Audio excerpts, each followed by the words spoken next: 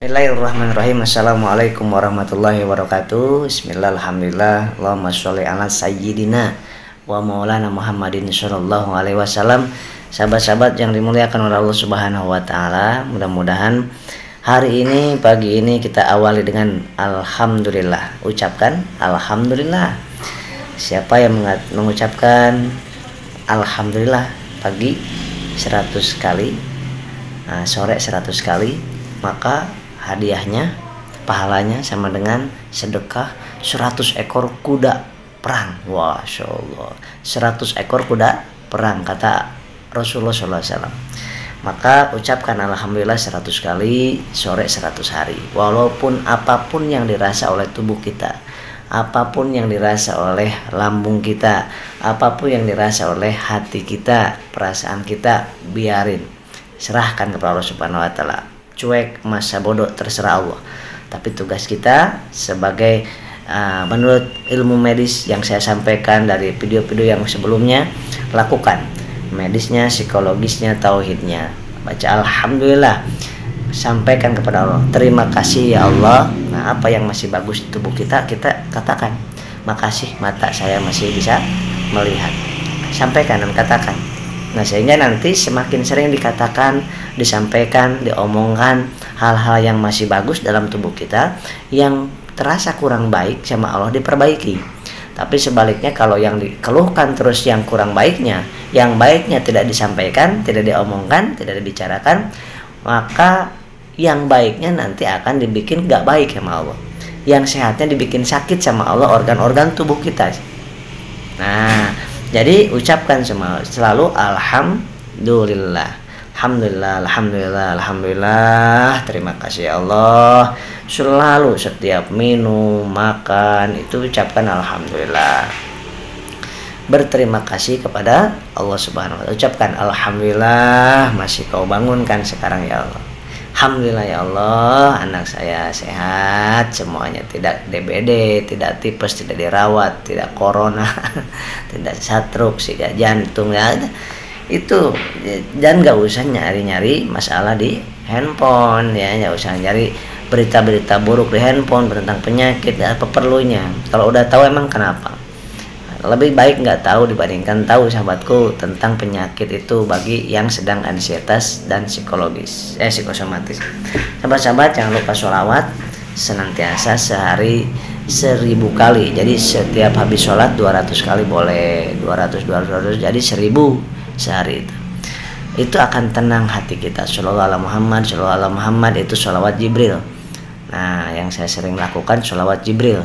Mau sholawat yang standar, Allahumma sholli Muhammad wa ala ali Muhammad, atau Allahumma sholli sayyidina Muhammad wa ala sayyidina Muhammad, silakan, terserah mau sholawat seperti apa, untuk mendapatkan syafaat yang kiamah nanti, dan supaya diberkahi hidup kita, ditenangkan hatinya, kemudian diberikan rahmat. Kalau diberikan rahmat, sahabat, itu sakit sesakit apapun akan terasa ringan kalau mendapatkan rahmat dari Allah ya. Mau seperti apapun kondisi hati kita, kemudian khawatir, takut, cemas, langsung diberikan rahmat oleh Allah, maka akan berubah menjadi ketenangan sedikit demi sedikit ya. Yang dibaca, yang disaksikan adalah hal-hal yang baik. Dan satu hal yang saya ingin sampaikan di video ini adalah, kenapa banyak orang yang gak bisa tidur, kenapa ada orang yang pusing kelingan, sakit kepala, kenapa ada orang yang pegel ininya, tangannya yang kiri atau yang kanan, dadanya, lengannya keringetan, kemudian kenapa kesemutan terus menerus, lalu kenapa pada pegel, kenapa pada ngilu, kenapa pada berdebar. Nah, selain secara medisnya yang lain-lainnya yang sudah saya sampaikan di video-video yang lalu, satu hal lagi yang sering dilakukan dan gak mau menyetopnya oleh kita, siapapun kita saat ini ya, yang membuat jam 11 itu gak bisa tidur, jam 12 susah tidur. Apa sebabnya? Kemudian ada juga yang merasakan matanya kok rasanya pedih, perih, sepet ya, pedih, perih, sepet, dan pegel di sini. Kemudian kepala terikat, atau kepala di sini pegel, atau di sini kaku, di sini kuduknya kaku. Selain masalah-masalah, ada masalah yang tergeser di kolesterol dan sebagainya, aliran darahnya yang nggak lancar karena masalah medisnya, juga karena radiasi. Nah, pada apa radiasi handphone, sahabat? Handphone tolong berapa? Coba ditulis dari pagi ini sampai malam nanti. Tulis berapa jam setiap hari, dan kalau dimenitkan berapa puluh menit setiap hari megang handphone. Pada saat kita megang handphone aja, itu satu reaksinya adalah ini menjadi tegang. Nah sini ya, kita megang handphone itu reaksinya ini tegang. Kemudian pertama, yang kedua arahnya ke darah itu menjadi mengental. Nah, kemudian ketika melihat yang menakutkan, menyeramkan, semakin mengental darahnya. Ya. Kemudian dibuktikan dengan apa? Dibuktikan pada saat saya menginfus dan pada saat saya diinfus, ketika saya gak megang handphone, santai tangannya gini, relax, itu tetesannya bagus. Ketika saya lihat handphone, itu mulai tersendat. Artinya apa? Ada di situ pengentalan darah dan di dalam tubuh kita dan pengecilan pembuluh darah. Pada saat kita, apalagi ngelihat handphonenya yang menakutkan, yang membuat kita takut, yang membuat kita khawatir, cemas, marah, emosi. Makanya di handphone itu kan membuat senang, membuat emosi, membuat benci, membuat jengkel, membuat tenang, bahagia, dan ada yang membuat kita panik dan cemas. Itu reaksi kepada pembuluh darah dan ke darah itu berbeda-beda. Ya, membuat kalau kebaikan yang kita tonton, rasa baik, yang menyenangkan, yang bikin happy, itu membuat pembuluh darahnya membesar. Namanya vasodilatasi. Kalau yang kita lihat yang negatif, yang menakutkan, mengkhawatirkan, mencemaskan, yang bikin emosi, jengkel, mengecil. Nah, padahal kita ngelihat handphone itu WA group. Kalau WA group, kemudian ada yang membuat Anda kesel, tersinggung di medsos, tersinggung diri kita, kemudian yang menakutkan penyakit-penyakit, tanda-tanda kematian kita baca, kita lihat, kita saksikan, maka akan pengaruh kepada kita nonton gini. Ini tadi ke otot-otot pengaruh. Yang kedua, otot-otot pada tegang yang pertama. Yang kedua, darahnya makin kental. Yang ketiga, efeknya adalah pembuluh darahnya menyempit. Namanya vasokonstriksi. Ini tergantung apa yang ditontonnya. Kalau yang ditontonnya itu hal yang kebaikan, yang membuat kita bahagia, happy, senyum, itu malah bagus, melebarkan pembuluh darah. Nah, yang keempat itu membuat jantung berdebar. Ketika apa? Ketika yang ditontonnya hal yang buruk, yang dilihatnya, yang dibacanya. Kemudian yang kelima, efeknya saraf-saraf di mata menyempit sehingga pada sepet, pada pegel. Kemudian aliran darah ke sini juga kurang lancar, makanya migrain atau kelingan dan vertigo, tegang di sini. Nah, jangan disepelekan handphone. Saya berulang kali bikin video tentang bahaya dan positifnya handphone. Positifnya ada banyak positifnya sesuai. Tapi kalau berterus-terusan itu radiasinya kena ke kita, kemudian membuat mata kita kena, kemudian pembuluh darah kita, kemudian ke saraf juga kita. Nah, tetapi sahabat tuh kalau misalkan terlalu banyak melihat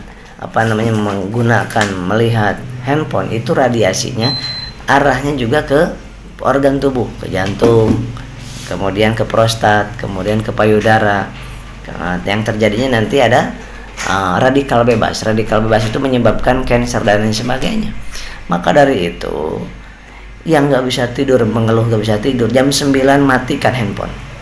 Jam 9 matikan handphone. Kalau mau setel murotal atau yang menenangkan, sholawat yang murotal, kemudian tausiah yang adem, yang ayem, ya, rasakan itu.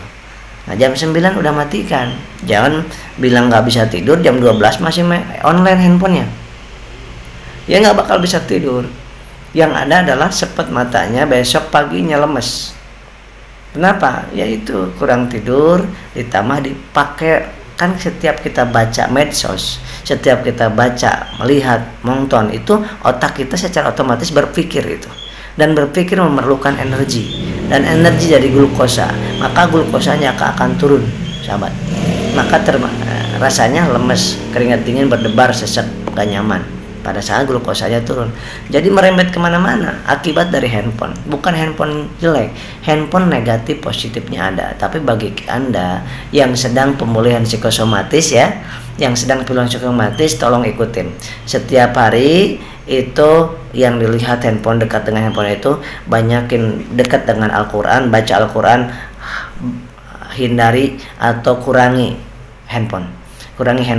Jadi handphone itu bagi yang sedang pemulihan, kasih jadwal pagi 30 menit, siang 30 menit, sore 30 menit, malam 30 menit.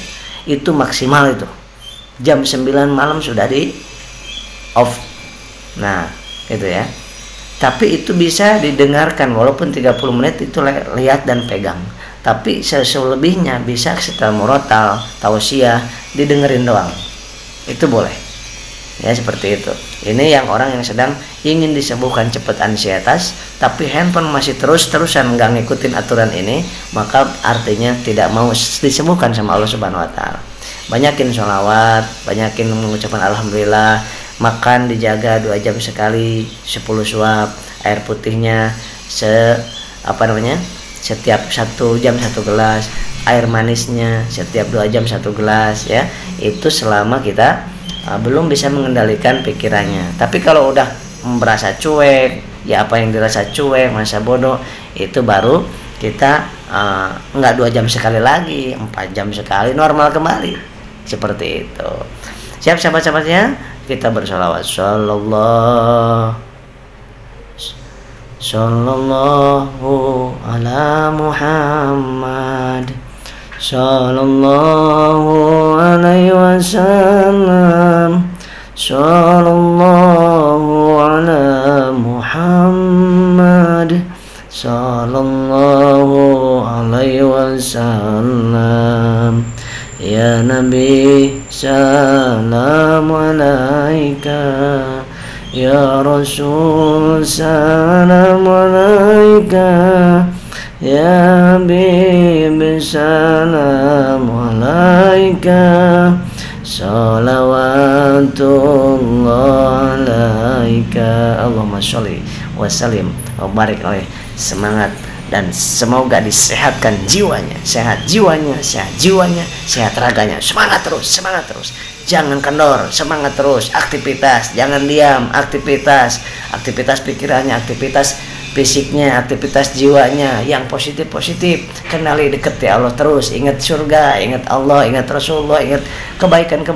Lihat yang komedi yang membuat kita ketawa, bertemu dengan orang-orang yang positif, baca hal-hal yang positif. Insya Allah lebih sehat jiwa kita. Allah yang menyembuhkan, Allah yang menyehatkan. Sedangkan makhluk tidak ada yang mampu menyembuhkan satu orang pun. Obat tidak ada yang mampu yang menyembuhkan satu jenis pun.